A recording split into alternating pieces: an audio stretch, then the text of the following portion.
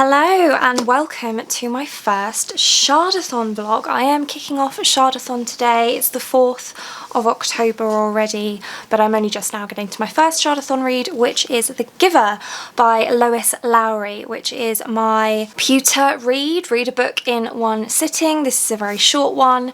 I had to wait for my battery to charge before I could film this opening clip, so I'm actually already 122 pages in, and although I'm not reading it right now, I was starting to fall asleep, which is not helpful. So I took a very brief break to film this update and get a drink and all that kind of stuff, and then I'm going to carry on and finish it. I've only got about an hour left of the audiobook. It's a really short book. I'm on page 122, which I think I already said, and it is 228 pages long. So I'm over halfway and it's really weird so far. It's not weird.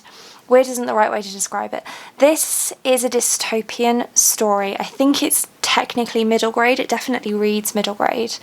And in this world, every part of life is decided for you ahead of time. All of the stages of life, your job, your partner, your children, your name, everything is decided for you.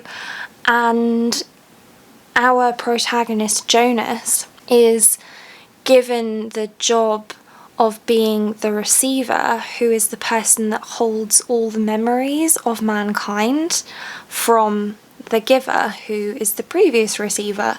And something dark and twisty is going on. I mean, it's utopian, but it's dystopian. So I am interested to see what's going to happen in the second half of this book. It is a quartet, I believe. I don't have any of the other books, but I've heard mixed things about the rest of the books in the series. But this one I've heard nothing but good things about. And so far, it's very ominous. Even though it shouldn't be ominous because nothing bad is happening, but it just feels ominous. I don't know how to describe it. So I'm going to go ahead and finish this, and then I will update you once I have done so. So it's a little bit later now, and I have now finished The Giver by Lois Lowry, and it's one of those books that has a semi-open ending. You can kind of guess for yourself what the ending is and what it means, but it's not as conclusive as I would like. But I did find out that this is now a film, and I say now, it's not now a film, it's been a film since 2014. So I decided to rent it. So I've rented it from YouTube, and I'm gonna watch the adaptation of this now. I don't do that very often. Well, it's not that I don't do it very often. I don't watch films very often, but I read The Hate U Give maybe a couple of months ago now, and then I watched the film, which I really enjoyed doing. And since there's a film of this, I figured I might as well watch that too. I think it's going to be quite different. I've seen the trailer and it's very different from the book. But the book is quite short, so I don't want to say too much about it. I'm not going to say any more about the plot than what I've already said, but it is quite an introspective kind of book, and I know that this is studied in school a lot, and I can see why, because there's a lot of places where you can read into it. I think it would be an excellent book for study in school. So again, I can see why it's studied in school, because you could definitely write essays about this quite easily. But it's quite bleak, which, I mean, it's an older style dystopian. I've said this before, but newer dystopians published more recently tend to be a little bit more hopeful, whereas I find that the older style of dystopians are a little more bleak. And this one was published in 1993, so definitely more in the classic style of dystopians being bleak. It certainly is that. But the ending is kind of, it could be hopeful depending on how you interpret it. But I've also discovered that the rest of the books in the series, and it is a quartet, are more companion style stories rather than sequels, because we don't follow the same character in any of the next 3 books. And I think that the 4th book kind of ties the first 3 together a little bit, but again, I've heard such mixed things about the rest of the series. I'm not sure if I want to go there or not, because this one kind of stands on its own since the others don't continue it. So if you've read the rest of the books in this quartet, I'd be really interested to hear from you about whether or not you think it's worth continuing on. I wouldn't be continuing on for a while because I've got so many books to read, but yeah, let me know your thoughts. So I'm going to read, no, I'm not going to read, I'm going to watch the adaptation of that now, and I guess I'll give you my thoughts afterwards. I feel like it's going to be pretty similar to like Divergent in that, you know, it's not really going to be that close to the book, but we'll see how I get on. It's me from the future. As you can see, I am currently editing this video, and I've realised that I've actually lost a piece of footage, which is exactly why I have set up a new system for keeping my video files. So I now have an SD card each for main channel videos, reading challenge vlogs, general vlogs, and Invisalign videos, which you will hear more about in the future. So this shouldn't happen again, but I have lost a piece of footage. I kind of thought that that might happen when I did the swap over between the old system and the new system, which is annoying, but it's fine. Basically, all I did in that other clip was say that I watched the film of The Giver and I actually really enjoyed it. It is a little bit different from the book, mostly because a lot of what's going on in the story and a lot of the control that is being placed over the people who live in this community is going on in and being noticed in the minds of the characters, which isn't as translatable to film as it is an option in books. So there were some slight adjustments to the film script to allow for that, which is fine, doesn't bother me. There was a little bit of romance added, which I kind of thought was unnecessary, but it's Hollywood. It feels like you have to have a romance in a film, otherwise it's boring, I don't know.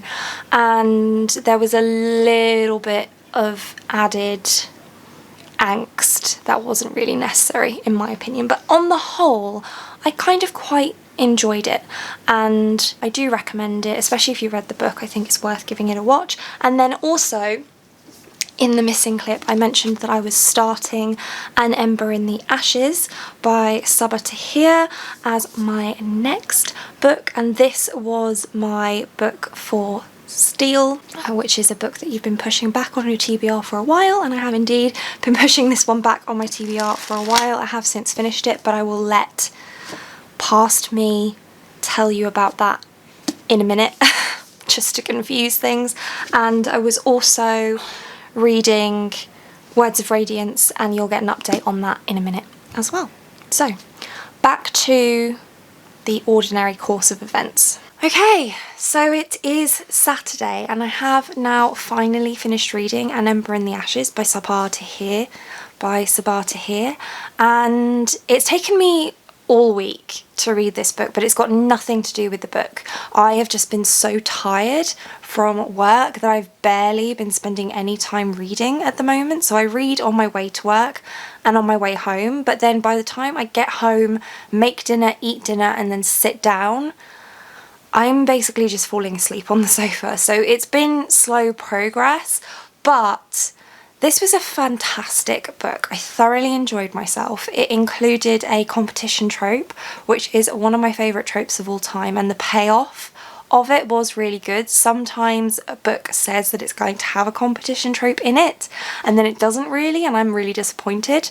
But this one totally paid off, and it's multiple perspective, which I really enjoy, and I liked both of the characters, and I'm really interested to see where the rest of the series is going to go. Some parts of it were predictable and some parts of it weren't, so I'm not 100% sure where things are going in the next 3 books, but I am looking forward to finding out, and I am going to add this to the list of series that I want to continue, so that's exciting. As I said, today is Saturday, so this vlog should be going up, well, will be going up tomorrow, but honestly at this point I don't even know if I've got enough footage because I've basically been doing no reading, and I'm actually not sure which of my books I would like to read next. And I also got this week my copy of The Invisible Life of Adi LaRue, so I really want to read that too, but it's not on my TBR, but I might just add it to my TBR. Technically, this one is my book for the prompt read a new book. I'm tempted to swap it for The Invisible Life, but I still want to read this month, so I don't really know. But either way, I still have a lot of books that I want to get through in this month. I'm also still reading Words of Radiance. Let me just check where I'm up to in this one now. The last time I updated you I was on page 442. Adolin had seen her without. She couldn't change anything dramatic, but she could enhance herself. It would be like wearing makeup.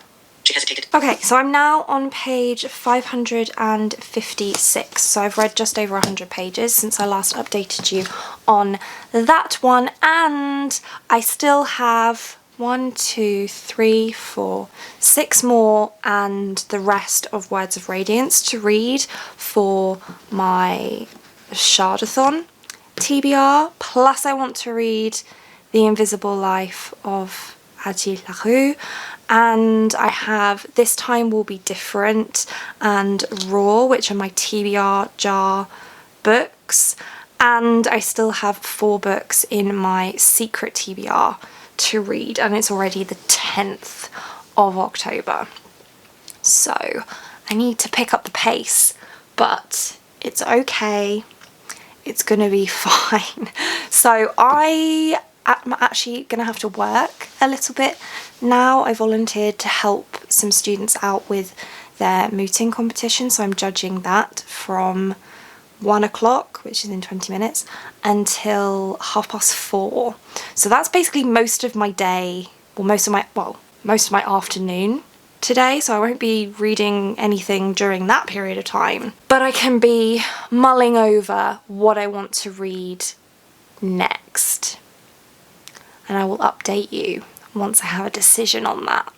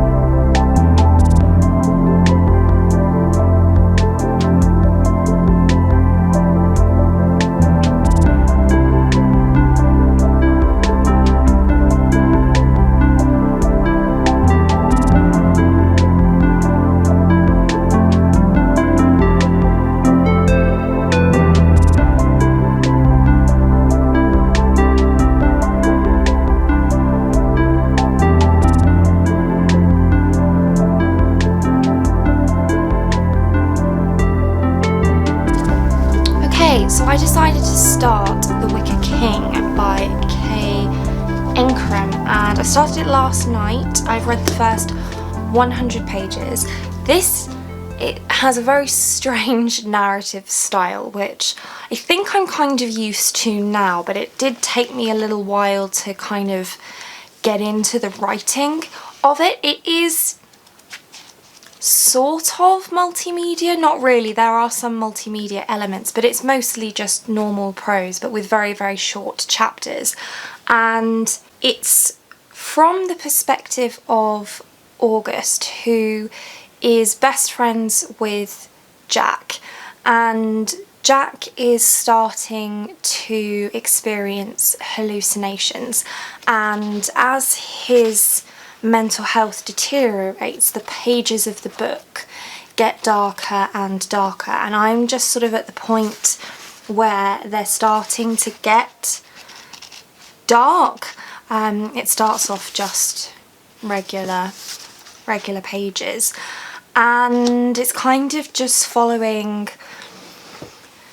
their friendship and their relationships with other people, and we're just now starting to get into where Jack is starting to open up about the hallucinations that he's having. So I'm thinking that about now is where the plot is going to really start to pick up. It does have a little bit of a distanced writing style, so I don't necessarily feel particularly connected with the characters just yet, and usually by 100 pages into a book I would, and it's only 306 pages anyway, so I've read a third of the book already, but we'll see how that goes.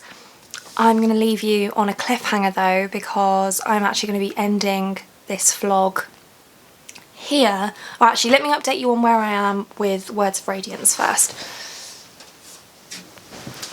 So I have read a little bit more of Words of Radiance, not tons. Okay, so I'm on about page 498 of this one now, so I think that means I've read about 150 pages since the last vlog, which is reasonable, and I'm reading The Wicker King, and I'm going to leave this particular vlog here and see you next week for further updates. So sorry about the cliffhanger, but hopefully it'll be worth the wait, and that's it for this one. Thank you so much for watching. If you like this video and want to see more like this from me, then do think about hitting that subscribe button, and I hope to see you again soon. Thanks, bye!